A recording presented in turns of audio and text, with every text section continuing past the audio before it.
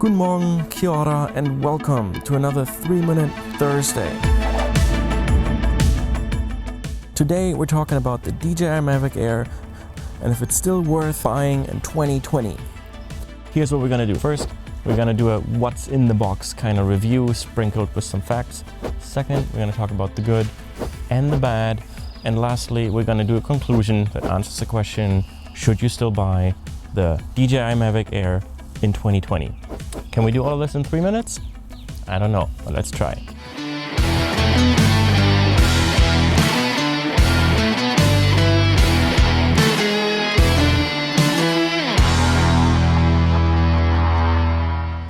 I've had the DJI Mavic Air for about 3 years now, and I can tell you, I love this little guy. Now, a wise old man once told me, if you can carry a MacBook, you can carry the DJI Mavic Air. What do you mean by that?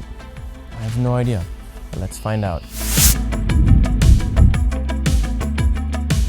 Look at it, everything that comes with it can fit on a MacBook, including the power cable. So if you're worried about backpack space, don't be. So the drone itself is tiny. It's about 17 by 8 by 5 centimeters, which is roughly 6.5 inches times 3 inches times 2 inches, and only weighs about 430 grams, which is the equivalent of a big steak in a restaurant. Restaurants, remember those days? Or almost 1 pound. Now in terms of battery, it gives you about 20 to 21 minutes flight time, and with the included controller you get about a 10-kilometer distance, which is about 6 miles. Now this is as advertised by DJI. In reality, it's completely unrealistic to fly 6 miles away because you can't even see your drone anymore after 2,000 feet. Now the drone comes with a GPS and GLONASS, so you always find satellites in no time. I think the maximum I ever had to wait was about 1 minute to find enough satellites to safely take off. It's got a pretty decent obstacle avoidance system. In fact, it has sensors on the front, it has sensors on the back, and it has sensors on the bottom, which means be careful. If you're flying sideways, you will hit that tree at full throttle. No sensors on the side. Taking a look at the camera here, it has a 2.3-inch CMOS sensor and shoots 12 megapixel photos. Great for time lapses, as you can see here.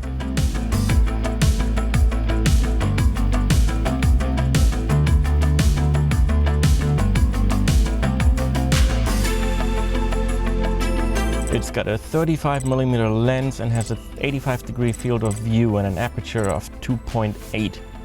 Photos are effectively 4K size, and they come in 4:3 or 16:9, and it shoots video at 4K by 30 frames a second, 2K at 60 frames per second, and Full HD and HD at 120 frames per second. It obviously has a whole lot more awesomeness packed, but these are the highlights. Let's move on to the good.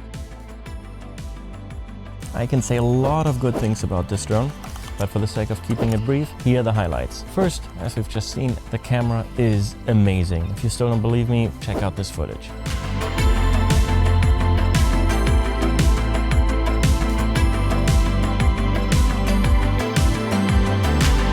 I know, right? But you might say, wait, Dan, I'm actually more into photos. Well, so am I, so I can shoot time lapses.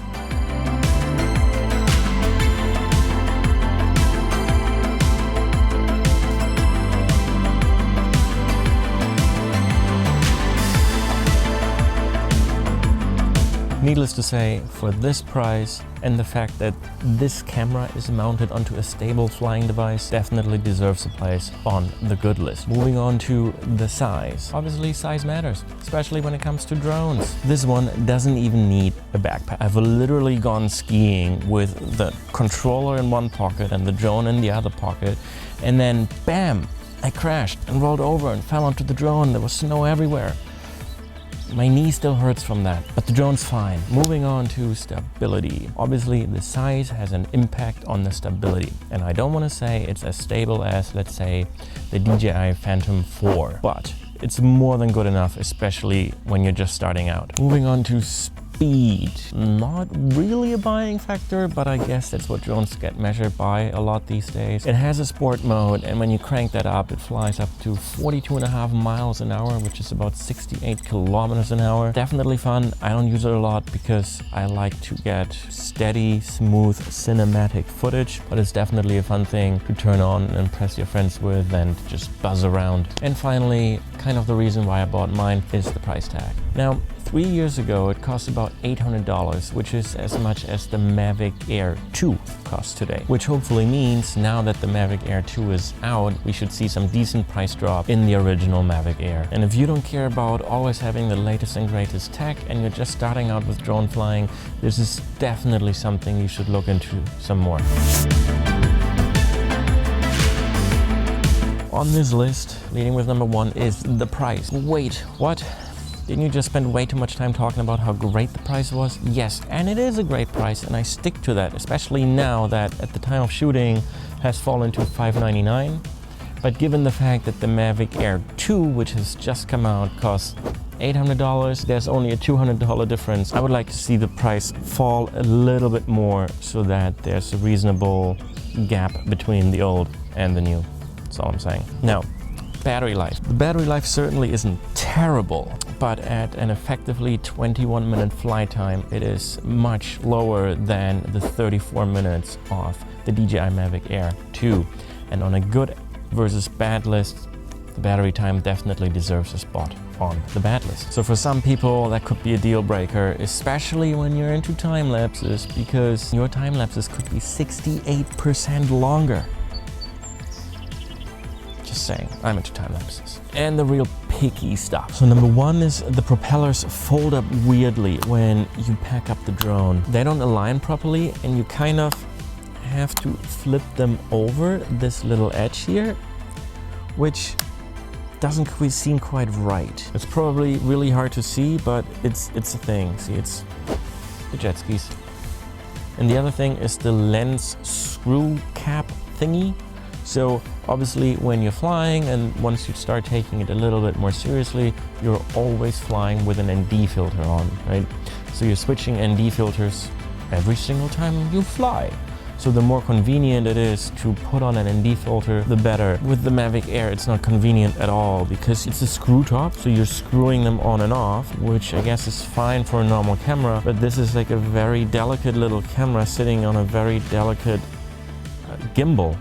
Sitting on a delicate flying device. Very delicate is my point, and you kind of have to hold the camera, hold the gimbal, and try not to break anything, and then unscrew the ND filter and then put on the new ND filter. So it's A, a little bit fiddly and tedious, and B, quite nerve-wracking because you're holding the entire camera and gimbal in its delicate system, and you're pushing it awkwardly to the side somehow just so you can exchange ND filter. All right, that brings us to our conclusion. Should you buy the DJI Mavic Air, the original DJI Mavic Air, in 2020?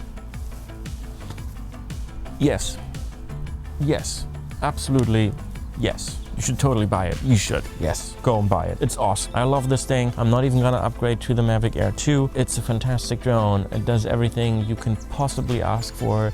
Now that the price is dropping, it's even better. Yes, you should buy it. Absolutely. Unless you're one of those people who always need to have the latest and greatest tech. But if that's you, what are you still doing here? It's a fantastic drone. It really is. From a software standpoint, it uses the same app, the DJI 4Go app, as all the other more modern, more expensive drones of DJI, and it performs all the software features that the other drones do, like follow me and boomerang shot and point of interest and cinematic mode and all those things. It's reliable, it's compact, it's good looking for a drone, that is, and overall a great experience, especially if you're just starting out. It won't disappoint. That's it for today. Thank you so much for watching. I hope I could help you in your buying decision. If you found this useful, smash that like button and consider subscribing for more product reviews, tutorials, and other drone related stuff. And if you're ready to buy, links are down below in the description. Until next time, vielen Dank fürs Zuschauen. Bis zum nächsten Mal. Great the price was? You're kidding. Jet skis. Really? Right now? I want a jet ski. Sitting here talking about drones, you're riding around a jet ski.